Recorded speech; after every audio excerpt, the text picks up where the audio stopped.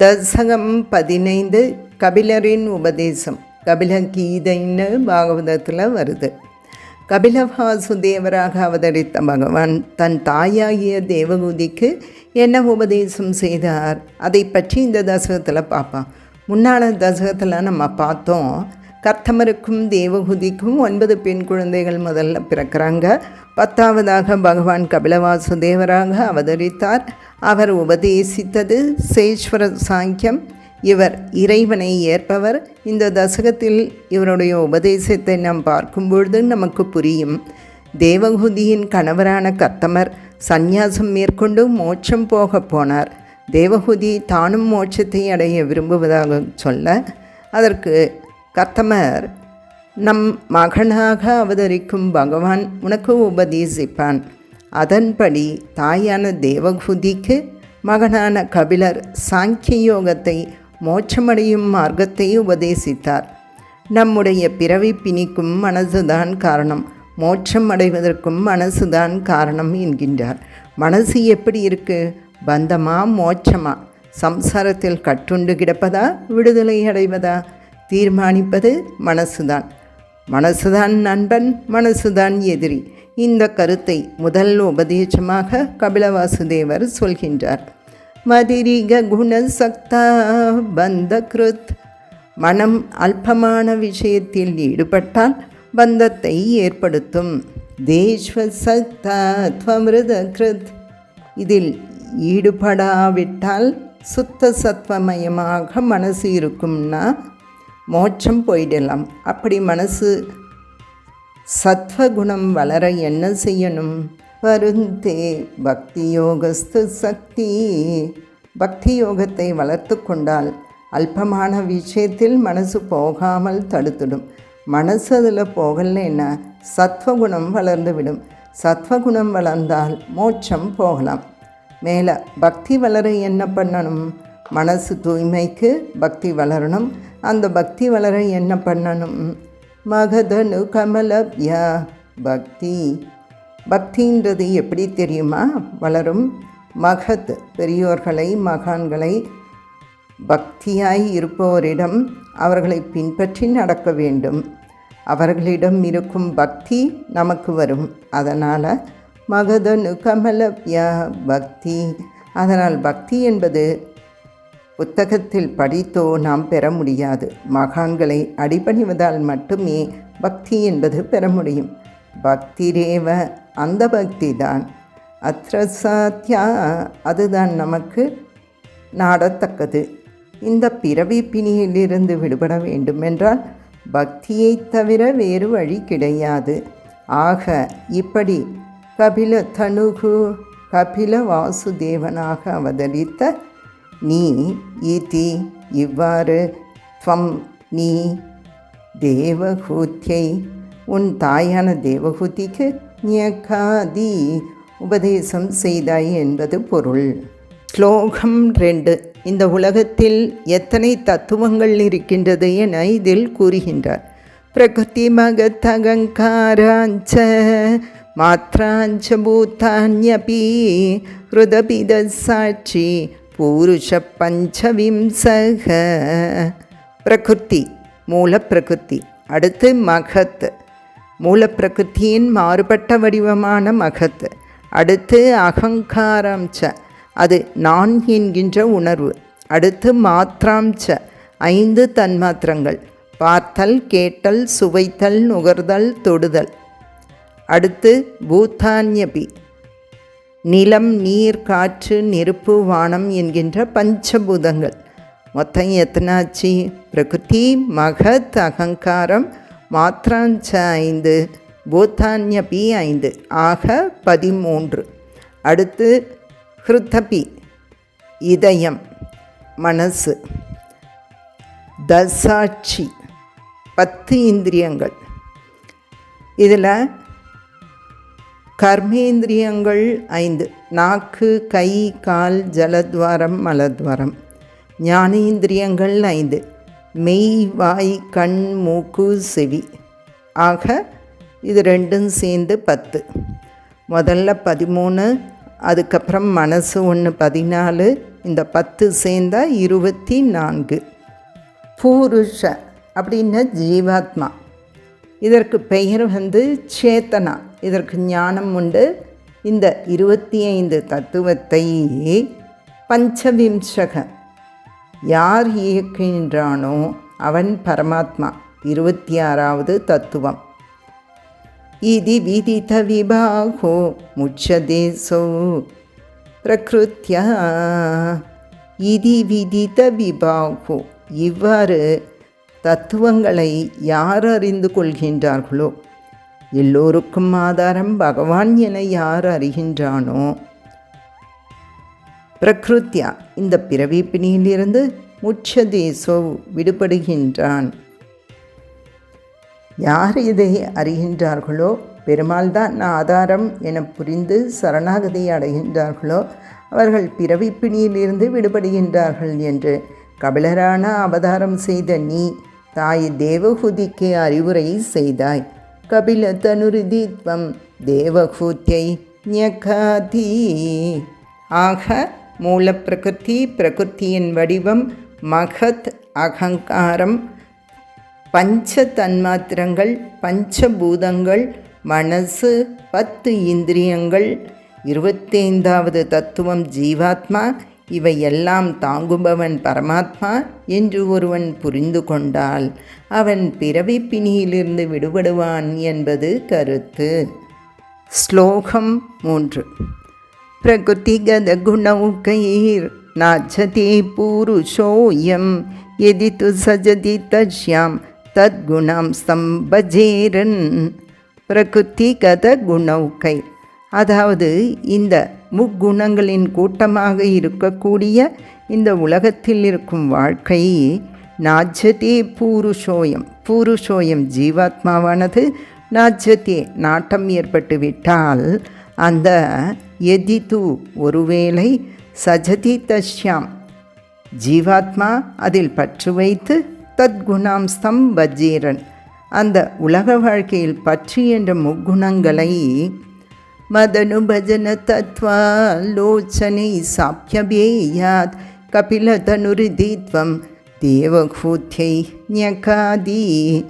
மதனுபஜன என்னை தொண்டனாக இருந்து வழிபடுவதாலும், தத்வாலோச்சனைகி என்னுடைய தன்மை குணங்களை ஆலோசித்தாலும், சாப்யபேயாத் அந்த தத்துவத்திற்கு ஆதாரமான பகவானை சிந்திப்பதாலும் பற்றுகள் நீங்கும் என்று கபிலனாக அவதரித்த நீ தேவஹூதிக்கு உபதேசித்தாய். இதன் கருத்து என்னென்ன? இந்த உலகத்தில் உள்ள முக்குணங்கள், விஷயங்கள், இவை எல்லாமே இயற்கையில் ஜீவாத்மாவை ஒன்றுமே பண்ணாது. என்ன, பகவானுக்கு கைங்கரியம் பண்ணணும்னு ஏற்பட்டவன். ஆனால் இவன் இதிலே பற்று வைப்பதால் தான் அவைகளும் இவனோடு சேருகின்றன. மேலும் பகவானை வழிபடுவதால் தத்துவ ரீதியாக அவனுடைய தன்மையை சிந்திப்பதாலும் இந்த பற்றுகளில் இருந்து நாம் விடுபடலாம் என்ற வழியை கபிலவாசுதேவர் காட்டினார். 4வது ஸ்லோகம். இந்த பக்தி யோகம்தான் கடவுளை அடைவதற்கு உதவியாக இருக்கும் என்னும் பொழுது அந்த பக்தி யோகத்தை எப்படி அடைவது என்பதை பற்றி பார்ப்போம். அற்புதமான ஸ்லோகம். எப்படி அமர்ந்து தியானிப்பது என்று. விமலமதிருபாந்தியை ஆசனாத்யை மதங்கம் கருட சமதிரூடம் திவ்யபூஷாயுதாங்கம். விமலமதி முதல் படி. முதலில் தூய மனம் வேண்டும். தூயோமாய் வந்துன்னு கூட பாட்டு வரல. தூய மனத்தோடு உபாத்தியை அந்த அஷ்டாங்க யோகம், அந்த யோகங்கள், ஆசனாத்தியை அந்த யோகத்தின் மூலமாக, ஆசனங்கள் உள்ளிட்ட உபாயங்கள் மூலமாக மனதையும் புலன்களையும் அடக்கி மதங்கம் தியானம் செய்து, எதை? கருட சமதிரூடம் கருடன் மேல் இருக்கக்கூடிய பகவானுடைய உருவத்தை, திவ்ய பூஷாயுதாங்கம் திவ்யமான பூஷா ஆபரணங்கள், ஆயுதங்களோடு இருக்கக்கூடிய உருவத்தை தியானிக்க, ருச்சி துளித்த தமாலம் தமாலம்னா பச்சிலை மரம். பச்சிலை மரம் பச்சை நிற வண்ணத்தில் உள்ள அந்த பச்சை மாமலை போல் உருவத்தை சீலையே தானுவேலம் தினம் தினம் தொடர்ச்சியாக எப்பொழுதும் தியானிக்க வேண்டும் என்று, அந்த பக்தியை எப்படி அடைய வேண்டும் என்று கபிலராக அவதரித்த நீ தேவகூதிக்கு உபதேசித்தாய். கருத்து என்னென்ன? மன தூய்மையோடு ஆசனம் உள்ளிட்டவற்றையெல்லாம் பின்பற்றி கருடவாகனமாக உள்ள பகவானின் திருமேனி, அதில் ஆபரணங்கள், ஆடைகள், பச்சிலை வண்ணம் போன்ற திருவுருவம், இவற்றையெல்லாம் எப்பொழுதும் தானித்து கொண்டே இருக்க வேண்டும் என்று குருவாயூரப்பா கபிலராக அவதரித்த நீ தாய் தேவகூதிக்கு உபதேசித்தாய். 5வது ஸ்லோகம். தியானம் பண்ணுன்றப்ப உடனே மனசு தியானத்தில் ஈடுபடாது. அந்த மனசு ஈடுபடணும்னா என்ன வழி? இதில் பார்க்கலாம். மம குணகண லீலா, மம என்னுடைய, குணகண அந்த எல்லையில்லாத கல்யாண குணங்களை, லீலா லீலைகளையும், கர்ணனை கீர்த்தனாத்யைகி கர்ணனை காதுகளால் கேட்டு, கீர்த்தனாத்யைகி பாடல்களாக பாடினால், இதுபோல் பல செயல்களில் ஈடுபடுவதாலே மயி சுரசரிதோக, மயி உன்னிடம், சுரசரிதோக கங்கை நீர் பிரவாகம் போல, பிரக்யசித்தானுவிருத்திகி பக்தியானது கங்கை நீர் எப்படி ஊற்றாக ஓடுகிறதோ அதுபோல் மனமானது பகவானை நோக்கி செல்கிறது. எப்போது? பவதி பரம பக்திகி, இப்படி செய்வதால் பரமபக்தியும் ஏற்படுகிறது. ஷாஹி அதுதான், மிருத்யோர் மரணத்தை, அதாவது பிறவி பிணியை, விஜேத்ரி வெல்கிறது. கபிலராக அவதரித்த நீ தேவகூதிக்கு உபதேசித்தாய். இதன் கருத்து என்னன்னா, எனது எல்லையில்லா மங்கள குணங்களையும் லீலைகளையும் கேட்பதாலும் பாடுவதாலும் கங்கை வெள்ளம் போல் மனமானது தொடர்ந்து என்னிடமே ஈடுபடும். அதன் பின் பரமபக்தி நிலை ஏற்படும். அந்த பரமபக்தி தான் பிறவி பிணியை வெல்லும் வழி என்று கபிலனாக அவதரித்த நீ உன் தாய் தேவகூதிக்கு உபதேசித்தாய் குருவாயூரப்பா. ஸ்லோகம் 6. ஒருவன் இவ்வாறு பக்தியில் ஈடுபடாமல் உலக வாழ்க்கை, எத்தனை பேர் பண்ணுறாங்க, என்ன பண்ணுறாங்க, கண்டதே காட்சி கொண்டதே கோலம், இன்றைக்கி நம்ம சாப்பிட்டோமா, டீயை குடித்தோமா, இதுதான் வாழ்க்கைன்னு வாழ்கிறாங்க. அவர்களுக்கு என்ன நிலை, அதையும் சொல்லணும் இல்லையா? ஒரு விஷயத்தை பாசிட்டிவாக சொல்லி மனசில் பதிய வைக்கலாம். இது செய்யலைன்னா நெகட்டிவாக என்ன நடக்கும்னு அதையும் சொல்லணும் இல்லை? அதை பற்றி இந்த 6வது ஸ்லோகத்தில் சொல்கிறாரு. அகக பகுல ஹிம்சா,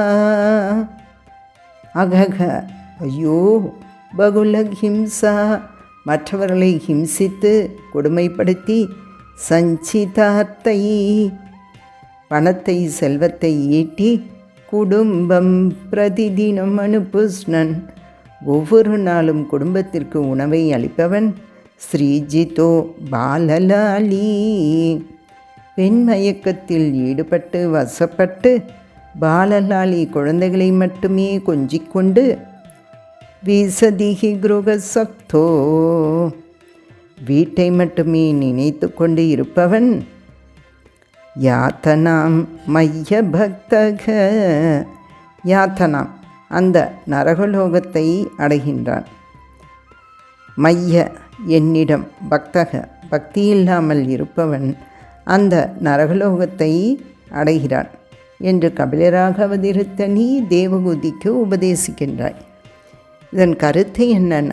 ஐயோ, பலவித பாவங்கள் செய்து பலரை ஹிம்சித்து சம்பாதித்த செல்வத்தால் குடும்பத்திற்கு உணவளித்த, உணவை கொடுத்து மனைவிக்கு வசப்பட்டு குழந்தைகளை கொஞ்சியபடி வீட்டில் மட்டுமே நாட்டம் கொண்டு, அதாவது குடும்பம் குழந்தையெல்லாம் வேண்டான்னு சொல்லலை, பகவானில் பக்தியில் ஈடுபடணும். அப்படி பகவானிடம் பக்தி இல்லாமல் வாழ்ந்து கடைசியில் அவன் இங்கே எல்லாத்தையும் அனுபவிச்சிடுவான். அங்கே போய் நரக வேதனை அடைந்து துன்புறுவான் அப்படின்ட்டு கபிலராகவதிருத்த நீ தேவகூதிக்கு உபதேசித்தாய். 7வது ஸ்லோகம். அந்த நரகலோகத்தை அடைந்தவன் அடுத்து என்ன ஆகின்றான்? முன்வினை பாவம் ஒரு பாவத்தை நரகத்தில் அனுபவிச்சிடுறான். மிச்சம் இருக்கிற பாவ புண்ணியத்தை எப்படி கழிப்பது? மீண்டும் பிறக்கின்றான்.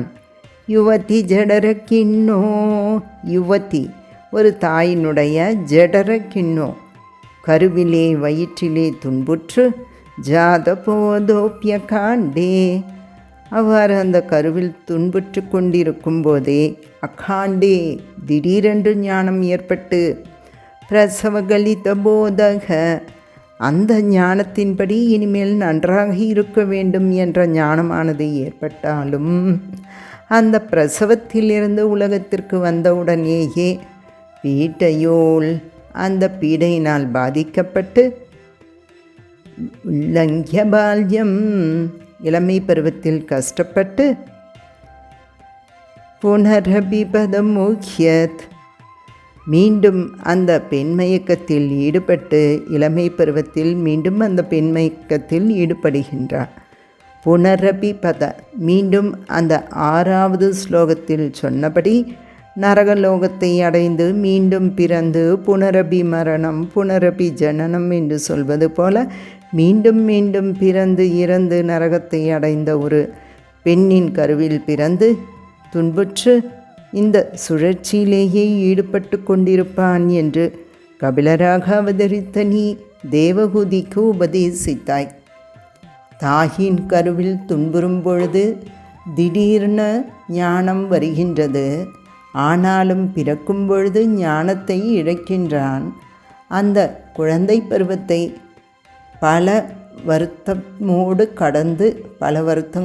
கடந்து வாலிப பருவத்திலே பெண் மயக்கத்தில் மயங்கி இப்படியே வாழ்கின்றான். மீண்டும் மீண்டும் பிறந்து இந்த சுழற்சியிலேயே இருக்கின்றான் என கபிலவாசுதேவர் தேவகூதிக்கு உபதேசிக்கின்றார். 8வது ஸ்லோகம். அவ்வாறே இல்லாமல் இருப்பவரை பற்றி இந்த ஸ்லோகத்தில் பார்ப்போம். பித்ரு சுரகணயாஜி, பித்ரு கடமையையும் சுரகண தேவர்களை வழிபட்டு யாஜி அவர்களுக்கு செய்ய வேண்டிய கடமைகளை செய்து, அதாவது தனக்கென்று இருக்கும் மருத்துவ பணியை சரியாக செய்வது, விவசாயி விவசாயம் சரியாக செய்வது, வணிகர் வாணிபத்தை சரியாக செய்வது, இப்படி தனக்கென்று இருக்கும் கடமையை சரியாக செய்கின்றார். அதுதான் பித்ரு சுரகணயாஜி. அவர் என்ன செய்ய வேண்டுமோ அதை சரியாக செய்து தார்மிகோயோ தர்மப்படி வாழ்கின்றான். கிரகஸ்தக இல்லற வாழ்க்கையை நடத்தக்கூடியவன். அவர் என்ன கதி அடைவார்? சச்சன்னிபத்ததி காலே தட்சிணாத் ஓபகாமி, தென்திசை மார்க்கத்தில் பயணித்து தட்சிணாத் ஓபகாமி தென்திசை மார்க்கத்தில் பயணித்து அவர் பித்ருலோகம் அடைவார். பித்ருலோகத்திலே அவருக்கு எவ்வளவு காலம் உண்டோ அந்த காலம் அவர் வாழ்ந்துவிட்டு புண்ணியம் செய்திருந்தால் சொர்க்கத்திற்கு போய் வாழ்வார். வாழ்ந்துவிட்டு சச்சன்னிபத்ததி மீண்டும் பூமியில் வந்து மீதி கர்மாவிற்காக இந்த பூமியிலே வந்து பிறப்பது என்பது தாத்பரியம். நமக்கு என்ன தோணுதுன்னா, பக்தி பண்ணாதான் மோட்சமா? அவரளவு சோஷியல் சர்வீஸ் செய்து நல்லவராக வாழ்கின்றாருன்னா அவருக்கு பகவான் மோட்சம் தரலாமே. அங்கே தான் ஒரு சின்ன விஷயம் இருக்குது. இந்த ஜீவாத்மாவானது இயற்கை தன்மை என்னென்ன, பகவானுக்கு கைங்கரியம் செய்து பகவானை அனுபவிப்பது தான் இயற்கைத்தன்மை. அந்த ஜீவாத்மாவின் தன்மையே பகவானுக்கு தொண்டன்றது புரியலைன்னா அவர் எப்படி மோட்சம் போக முடியும்? நம்முடைய இலக்கு வைகுண்டம் போகணும், பகவானை அடையணுன்றது தெரிஞ்சுக்கணும். வைகுண்டன்றதே தெரியலைன்னா என்ன செய்கிறது? பகவானை தெரிந்து கொள்வது, சோஷியல் சர்வீஸ் செய்தால் பலனே இல்லையா? இப்படித்தான் பிறக்கணுமா? அடுத்து சொல்கிறார், மையி நீகிதம, மையி என்னிடத்திலே அவன் கடமைகள் அனைத்தையும் ஒப்படைத்து, அகாமம் உலகின் இன்பத்தில் பற்றை வைக்காது என்னிடத்தில் மனதை வைத்து இறந்த பிறகு அவனுடைய கடமைகளை, கர்மதூத பதார்த்தம், அவனுடைய கடமைகளை ஒழுங்காக செய்து, உதக் பதார்த்தம் வடக்கு நோக்கி அந்த அச்சிராதி மார்க்கத்தில் பயணிக்கின்றான். பக்தி யோகத்தில் சேர்ந்து விடுகின்றான்.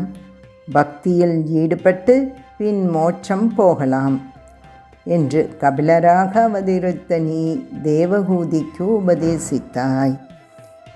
அதாவது தார்மீக வாழ்க்கை வாழ்வதின் பயன் என்ன என்று சொல்வதுதான் இதன் கருத்து. அதாவது தேவபித்ரு கர்மாக்கள் தன் கடமைகளை சரியாக செய்து தார்மீகமான இல்லற வாழ்க்கை அவன் வாழ்ந்து வந்தால் அவன் தென் திசை மார்க்கத்தில் போய் பித்ருலோகம் அடைகின்றான், மீண்டும் பிறக்கின்றான். ஆனால் இப்போ நல்லது செய்வதால், மனம் பக்குவப்படுவதால் போக போக எல்லாம் பகவானிடம் அர்ப்பணித்து பலனில் ஆசை இல்லாமல் கர்மயோகமாக பகவானை ஆராதித்து பின் பக்தி யோகத்தில் நிலை பெற்று அச்சிராதி மார்க்கத்தில் பயணித்து மோட்சத்தையும் அடைந்து விடுகின்றான் என்று கூறுகின்றார். 9வது ஸ்லோகம். கபிலர் உபதேசம் 8வது ஸ்லோகத்தில் முடிஞ்சிடுச்சு. இனி தேவகூதி பின்பற்றினாலா என்பதை பற்றி இதில் பார்ப்போம். இது சுவிதித்த வேத்யாம், இதை இவ்வாறு இந்த உபதேசங்களை எல்லாம் நன்றாக சுவிதித்த புரிந்து கொண்டு, தேவகே தேவகூதிம், தேவனே தேவகூதியானவள், அவள் கிருத்தனுதிம் உன்னை வணங்கி அனுகிரஹ்ய அனுகிரகத்தை பெற்றாள். பம்கதோ நீ புறப்பட்டு சென்றாய். யோகி சங்கை அந்த யோகிகளுடன் நீ புறப்பட்டு சென்றாய். விமலமதி அதாவது தூய்மையான மனதோடு, அத்தாசௌ பின்னர் அந்த தேவகூதியானவள் பக்தியோகேன பக்தி யோகத்தில் ஈடுபட்டு முக்தா முக்தியடைந்து விட்டாள். துவமபி நீயோ ஜனகிதார்த்தம் இந்த உலகத்தினுடைய நன்மைக்காக பிராகுதீச்சாம் வடகிழக்கு திசையில் வர்த்தசே பிராகுதீச்சாம் இன்றும் தவம் செய்து கொண்டிருக்கின்றாய். வடகிழக்கு திசையில் இன்றும் தவம் செய்து கொண்டு இருக்கின்றாய். குருவாயூரப்பா, தேவகூதி அறிய வேண்டியதை அறிவித்து அவள் உன்னை வணங்கியவாறே அனுக்கிரகம் செய்த பின் யோகிகளோடு புறப்பட்டு சென்றாய். அவள் தூய மனதோடு பக்தி யோகத்தில் ஈடுபட்டு முக்தி பெற்றாள். நீ லோகக்ஷேமத்திற்காக வடகிழக்கிலே தவம் புரிகின்றாய். வர்த்தசே என்று நிகழ்காலத்தில் கபிலர் அவதரித்தது கிருத்தயுகம். பட்டத்ரி கலியுகத்தில் குருவாயூரப்பனை பார்த்து நாராயணியம் பாடிக்கொண்டு இருக்கின்றார். இப்பொழுது தவம் செய்கின்றார் என்று அவருடைய ரசனை ரசிக்கக்கூடியதாக இருக்கிறது. ஸ்லோகம் 10. பலஸ்ருதி. பரமனே குருவாயூரப்பா, கிமு பகூத்யா, இதற்கு மேல் வேறு என்ன இருக்கின்றது சொல்வதற்கு? ஒரே விஷயம்தான். ஃபத்பதாம் போஜ பக்திம், உன்னுடைய திருவடியில் பக்தியை செய்வது. சகல பயவிநேத்ரிம், எல்லாவித பயங்களையும் போக்குகிறது. சர்வ காமோபநேத்ரிம், எல்லா விருப்பங்களையும் அருள்கின்றது. வசதி கலு திருடம் துவம், நீ இதை உறுதியாக சொல்கின்றாய். ஃபத்விதூயாமயான்மே, என்னுடைய எல்லா நோய்களையும் போக்கி குரு பவன புரேச, குருவாயூரப்பா எனக்கு அருள் புரி. त्वय्युपादस्வபக்திம், உன்னுடைய பாதத்தில் என்னுடைய மனமானது பக்தியில் ஈடுபடுவதற்கு குருவாயூரப்பா எனக்கு அருள் புரிய வேண்டும். அதாவது குருவாயூரப்பா, இதற்கு மேல் சொல்வதற்கு என்ன இருக்கின்றது? உன் திருவடியில் செலுத்தும் பக்தி எல்லா பயங்களையும் போக்கி எல்லா விருப்பங்களையும் தருகின்றது. இதை நீயே உறுதியாக சொல்லிவிட்டாய். இனி நான் சொல்ல என்ன இருக்கு? நீயே சொல்லிவிட்ட. அதனால் என் நோய்களையும் நீ போக்க வேண்டும், பக்தியையும் நீயே அருள வேண்டும் என பிரார்த்தித்து இந்த 15வது தசகத்தை நிறைவு செய்கின்றார். பாகவதத்தின் சுருக்கம்தான் இந்த நாராயணியம். பாகவதத்தில் 3வது ஸ்கந்தம் நிறைவடைகிறது. சர்வம் கிருஷ்ணார்ப்பணம்.